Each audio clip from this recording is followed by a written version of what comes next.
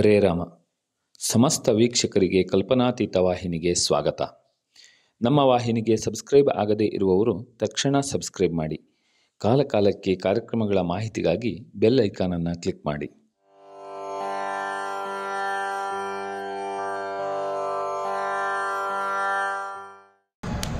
ಶ್ರೀ ಗುರುಭ್ಯೋ ನಮಃ. ಹರಿ ಓಂ. ಭಾಸ್ವತ್ಸಹಸ್ರ ಪ್ರಭಮರಿದರ ಕೌಮೋದಕೆ ಪಂಕಜಾನಿ ದ್ರಾಗಿಷ್ಟೈರ್ಬಾಹುದಂಡೈರ್ದದತಮಚಿತನ್ಮಾಪೀತವಾಸೋವಸಾರಂ ಧ್ಯಾಯೇತ್ ಪಾಯೇತ್ ಕಿರೀಟೋಜ್ವಲಮುಕುಟಮಃ ಕುಂಡಲಂ ವಂದ್ಯಮಾಲಾ ವಕ್ಷಶ್ರೀ ಕೌಸ್ತುಭಾಢ್ಯಂ ಸ್ಮಿತಮಧುರಮಕಂ ಶ್ರೀಧರಾಶ್ಲಿಷ್ಟಪಾರ್ಶ್ವಂ. ಓಂ ನಮೋ ಭಗವತೆ ವಾಸುದೇವಾಯ. ಇವತ್ತು ನಾವು ಮಾತಾಡುವಂತಹ ವಿಷಯ ಅಂತ ಹೇಳಿದರೆ ತುಳಸಿ ಮತ್ತು ತುಳಸಿ ವಿವಾಹ ಅಂತ ಹೇಳುವಂಥದ್ದು. ತುಳಸಿ ಅಂತ ಹೇಳಿದರೆ ತುಲನೆಗೆ ನಿಲುಕದಂಥವಳು ಅಂತ ಹೇಳಿದ್ರೆ ಯಾರನ್ನು ತೂಕ ಮಾಡಲಿಕ್ಕೆ ಸಾಧ್ಯವಿಲ್ಲ ಅಂಥವಳು ತುಳಸಿ ಅಂತ ಹೇಳುವಂಥದ್ದು. ಅವಳನ್ನು ತುಲನೆ ಮಾಡಲಿಕ್ಕೆ ಸಾಧ್ಯವಿಲ್ಲ, ಅಷ್ಟು ಶ್ರೇಷ್ಠ ಪರಮ ಪಾವಿತ್ರ್ಯ ಅಂತ ಹೇಳುವಂಥದ್ದು.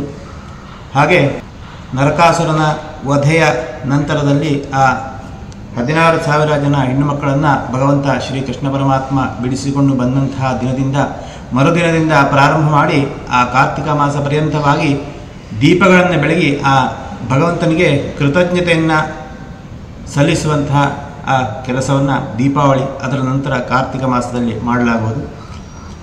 ತುಳಸಿ ಅಂತ ಹೇಳಿದರೆ ಹಿಂದೆ ಜಲಂಧರ ಎನ್ನುವಂಥ ಒಂದು ರಾಕ್ಷಸನಿಂದ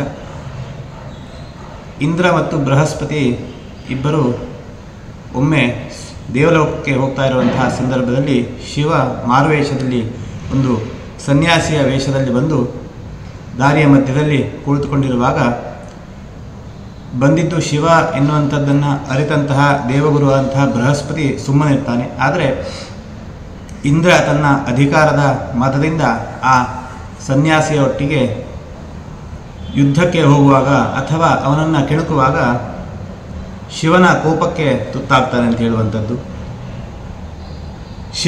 ಶಿವನ ಕೋಪಕ್ಕೆ ತುತ್ತಾದಂತಹ ಅವನನ್ನು ಸಂಹಾರ ಮಾಡಲಿಕ್ಕೆ ಶಿವ ಏನು ಮಾಡ್ತಾನೆ ಅಂತ ಹೇಳಿ ಕೇಳಿದರೆ ತನ್ನ 3ನೇ ಕಣ್ಣನ್ನು ತೆಗೆಯಬೇಕಾಗ್ತದೆ. ಆ ಕಣ್ಣಿನಿಂದ ಒಂದು ಕಿಡಿ ಹೊರಗೆ ಬರ್ತದೆ. ಆಗ ಎಲ್ಲ ದೇವಾನುದೇವತೆಗಳು ಶಿವನನ್ನು ಶಾಂತನಾಗುವಂತೆ ಬೇಡಿಕೊಳ್ತಾರೆ.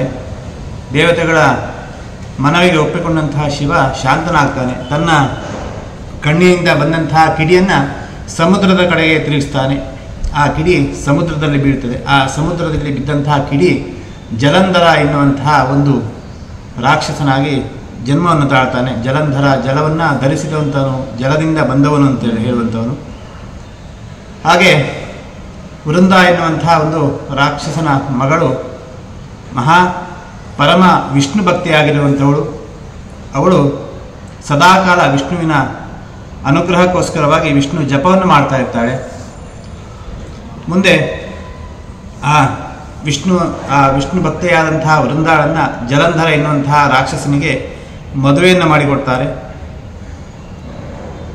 ಸಮುದ್ರ ಮಥನ ಕಾಲದಲ್ಲಿ ಎಲ್ಲ ದೇವಾನುದೇವತೆಗಳು ರಾಕ್ಷಸರು ಸಮುದ್ರವನ್ನು ಮಥನ ಮಾಡಲಿಕ್ಕೆ ಹೋಗುವಾಗ ಜಲಂಧರ ಈ ಸಮುದ್ರ ನನಗೆ ಸೇರಿದ್ದು, ಆದ್ದರಿಂದ ಇದನ್ನು ಕಡಿಲಿಕ್ಕೆ ನಾನು ಬಿಡುವುದಿಲ್ಲ ಅಂತ ಹೇಳುವಾಗ ಆ ದೇವ ದಾನವರ ಒಳಗೆ ಯುದ್ಧಗಳಾಗುವಂಥದ್ದು.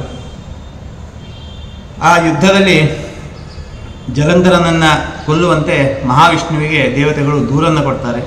ಆದರೆ ತನ್ನ ಪ್ರಿಯ ಭಕ್ತೆಯ ಗಂಡನಾದ್ದರಿಂದ ತಾನು ಈ ಕಾರ್ಯವನ್ನು ಮಾಡಲಿಕ್ಕೆ ಸಾಧ್ಯವಿಲ್ಲ ಅಂಥೇಳಿ ಭಗವಂತನಂತಹ ನಾರಾಯಣ ಹೇಳುವಾಗ ಅವರು ಏನು ಮಾಡ್ತಾರೆ ಅಂತ ಹೇಳಿ ಕೇಳಿದರೆ ಇದಕ್ಕೆ ಉಪಾಯವನ್ನು ನಾರದ ಮಹರ್ಷಿಗಳಲ್ಲಿ ಕೇಳ್ತಾರೆ. ನಾರದ ಮಹರ್ಷಿಗಳು ಜಲಂಧರನ ಅರಮನೆಗೆ ಬಂದು ಅಲ್ಲಿ ಜಲಂಧರನ ಮನಸ್ಸನ್ನು ಸಂಮೋಹಿಸುವಂತಹ ಕೆಲಸ, ಪಾರ್ವತಿಯ ಅಂದವನ್ನು ಹೊಗಳ್ತಾರೆ.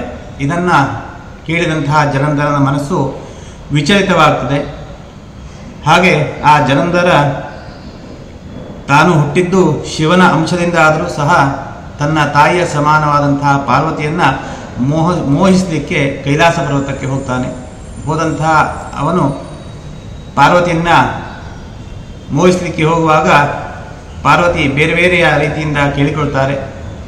ಆಗ ಶಿವ ಕೋಪಗೊಂಡು ಏನು ಮಾಡ್ತಾನೆ ಅಂತ ಹೇಳಿ ಕೇಳಿದರೆ ಜಲಂಧರನನ್ನು ಕೊಲ್ಲಿಕ್ಕೆ ಮುಂದಾಗ್ತಾನೆ. ಆದರೆ ಆ ವೃಂದ ಎನ್ನುವಂತಹ ವಿಷ್ಣು ಭಕ್ತೆಯ ಪಾತಿವ್ರತೆಯಿಂದ ಜಲಂಧರನ ಸಾವು ಮುಂದೆ ಹೋಗ್ತಾ ಇರ್ತದೆ. ಅವನನ್ನು ಸಾಯಿಸಲಿಕ್ಕೆ ಅಥವಾ ಕೊಲ್ಲಲಿಕ್ಕೆ ಸಾಧ್ಯವಾಗುವುದಿಲ್ಲ. ಅಂತಹ ಕಾಲದಲ್ಲಿ ಪುನಃ ದೇವತೆಗಳು ಏನು ಮಾಡ್ತಾರೆ ಅಂತ ಹೇಳಿ ಕೇಳಿದರೆ ವಿಷ್ಣುವಿನ ಹತ್ರ ಹೋಗಿ ದಯವಿಟ್ಟು ನಮಗೆ ಉಪಕಾರವನ್ನು ಮಾಡಬೇಕು, ಶಿವನ ಪತ್ನಿಯಾದಂತಹ ಪಾರ್ವತಿಯನ್ನೂ ಸಹ ಆ ಜಲಂಧರ ಎನ್ನುವಂತಹ ರಾಕ್ಷಸ ಪೀಡನೆ ಮಾಡ್ತಾ ಇದ್ದಾನೆ, ಆದ್ದರಿಂದ ನೀನು ಅವನನ್ನು ಸಂಹಾರ ಮಾಡಬೇಕು ಅಂತ ಹೇಳುವಾಗ ಮಹಾವಿಷ್ಣುವು ನಡೆದಿದ್ದನ್ನೆಲ್ಲ ತಿಳಿದುಕೊಂಡು ಆ ವೃಂದ ಎನ್ನುವಂಥವಳ ತನ್ನ ಭಕ್ತಿಯ ಪಾತಿವ್ರತದಿಂದ ಆ ಜಲಂಧರನ ಸಾವು ಆಗದೇ ಇರೋದನ್ನು ನೋಡಿಕೊಂಡು ಮುಂದೆ ಆಗುವಂತಹ ಒಳ್ಳೆಯ ಕಾರ್ಯಗಳಿಗೆ ಸಮುದ್ರ ಮಥನ, ಅಮೃತೋದ್ಭವ ಇತ್ಯಾದಿ ಒಳ್ಳೆಯ ಕಾರ್ಯಗಳಿಗೆ ಬೇಕಾದಂತಹ ರೀತಿಯಲ್ಲಿ ಆ ಜಲಂಧರನ ವಧೆ ಆಗಬೇಕು ಅಂತ ಹೇಳಿ ತೀರ್ಮಾನ ಮಾಡ್ತಾನೆ. ಆಗ ಆ ಜಲಂಧರ ಶಿವನೊಟ್ಟಿಗೆ ಯುದ್ಧಕ್ಕೆ ಹೋಗುವಾಗ ತನ್ನ ಪತಿಯಾದಂತಹ ವೃಂದಾಳನ್ನು ತಾನು ಶಿವನೊಟ್ಟಿಗೆ ಯುದ್ಧಕ್ಕೆ ಹೋಗ್ತೇನೆ ಅಂತ ಹೇಳಿ ಹೋಗ್ತಾನೆ. ಆಗ ಆ ವೃಂದ ಏನು ಮಾಡ್ತಾರೆ ಅಂತ ಹೇಳಿ ಕೇಳಿದರೆ ತನ್ನ ಪತಿ ಜಯಶಾಲಿಯಾಗಿ ಯುದ್ಧದಲ್ಲಿ ಗೆದ್ದು ಹಿಂದಿರುಗಿ ಬರುವವರೆಗೂ ನಾನು ನಾರಾಯಣನ ಜಪವನ್ನು ಮಾಡ್ತೇನೆ ಅಂಥೇಳಿ ಒಂದು ವ್ರತವನ್ನು ಕೈಗೊಳ್ತಾಳೆ. ಆ ವ್ರತದ ಪರಿಣಾಮದಿಂದ ಆ ಜಲಂಧರ ಎನ್ನುವಂತಹ ರಾಕ್ಷಸನಿಗೆ ಮಾಡಿದ ಯುದ್ಧಗಳಲ್ಲೆಲ್ಲ ಜಯ ಪ್ರಾಪ್ತಿ ಆಗ್ತಾ ಇರ್ತದೆ. ಶಿವನಿಗೂ ಸಹ ಆ ಜಲಂಧರನನ್ನು ಸೋಲಿಸಲಿಕ್ಕೆ ಸಾಧ್ಯವಾಗುವುದಿಲ್ಲ. ಅಂತಹ ಸಂದರ್ಭದಲ್ಲಿ ಮಹಾವಿಷ್ಣು ಏನು ಮಾಡ್ತಾರೆ ಅಂತ ಹೇಳಿ ಕೇಳಿದರೆ ಆ ಜಲಂಧರನ ರೂಪವನ್ನು ಧರಿಸಿ ವೃಂದಾಳ ಅರಮನೆಗೆ ಬರ್ತಾನೆ. ಬಂದಂತಹ ಅವನನ್ನು ನೋಡಿದಂತಹ ವೃಂದ ತನ್ನ ಪತಿ ಗೆದ್ದು ಬಂದಿದ್ದಾನೆ ಅಂತ ಹೇಳಿ ಆಲೋಚನೆ ಮಾಡಿ ಆ ವ್ರತವನ್ನು ಅಲ್ಲಿಗೆ ಸಮಾಪ್ತಿಗೊಳಿಸ್ತಾಳೆ ಅಥವಾ ಅರ್ಧದಲ್ಲಿ ಬಿಟ್ಟು ಬಿಡ್ತಾಳೆ. ಹೋಗಿ ತನ್ನ ಪತಿಯ ಕಾಲಿಗೆ ನಮಸ್ಕಾರವನ್ನು ಮಾಡ್ತಾಳೆ. ಅದೇ ಸಂದರ್ಭದಲ್ಲಿ ವ್ರತ ಭಂಗ ಆದ್ದರಿಂದ ಆ ಜಲಂಧರ ಶಿವನ ಕೈಯಿಂದ ಹತನಾಗ್ತಾನೆ. ಹಾಗೆ ಜಲಂಧರ ಹತನಾದಂತಹ ಸುದ್ದಿ ತಿಳಿದ ತಕ್ಷಣ ಆ ವೃಂದ ನಡೆದನ್ನೆಲ್ಲ ತನ್ನ ದಿವ್ಯ ದೃಷ್ಟಿಯಿಂದ ನೋಡ್ತಾಳೆ. ನಿನ್ನ ಪರಮ ಭಕ್ತೆಯನ್ನು ಸಹ ನೀನು ಹೀಗೆ ಮೋಸಗೊಳಿಸಿದ್ದೀಯ, ಕಲ್ಲು ಹೃದಯದವನಾದಂತಹ ನೀನು ನಿನ್ನ ಭಕ್ತಿಯ ಮಾತನ್ನು ಕೇಳಿಸಿಕೊಳ್ಳಿಲ್ಲ ಅಂತ ಹೇಳಿ ಏನು ಮಾಡ್ತಾರೆ ಅಂತ ಕೇಳಿದರೆ ನೀನು ಗಂಡಕಿ ನದಿಯಲ್ಲಿ ಸಿಗುವಂತಹ ಸಾಲಿಗ್ರಾಮವಾಗು ಅಂತ ಹೇಳಿ ವಿಷ್ಣುವಿಗೆ ಶಾಪವನ್ನು ಕೊಡ್ತಾಳೆ. ಹಾಗೆ ನಾನು ಹೇಗೆ ನನ್ನ ಗಂಡನಿಂದ ಅಗಲಿದ್ದೇನೆಯೋ ಕಳೆದುಕೊಂಡಿದ್ದೇನೆಯೋ ಹಾಗೆಯೇ ನೀನು ಸಹ ನಿನ್ನ ಪತ್ನಿಯನ್ನು ಕೊಳ್ಳುವಂತಾಗು ಅಂತ ಹೇಳಿ ಶಾಪವನ್ನು ಕೊಡ್ತಾಳೆ. ಮುಂದೆ ರಾಮಾವತಾರದಲ್ಲಿ ರಾಮ ಸೀತೆಯನ್ನು ಕಳೆದುಕೊಂಡು ಆ ವೇದನೆಯನ್ನು ಅನುಭವಿಸುವಂತಾಗ್ತದೆ. ಹಾಗೆ ಭಗವಂತನಂತಹ ನಾರಾಯಣ ಗಂಡಕಿ ನದಿಯಲ್ಲಿ ಸಾಲಿಗ್ರಾಮ ಶಿಲೆಯಾಗಿ ಆ ಅವತಾರವನ್ನು ಎತ್ತಾನೆ.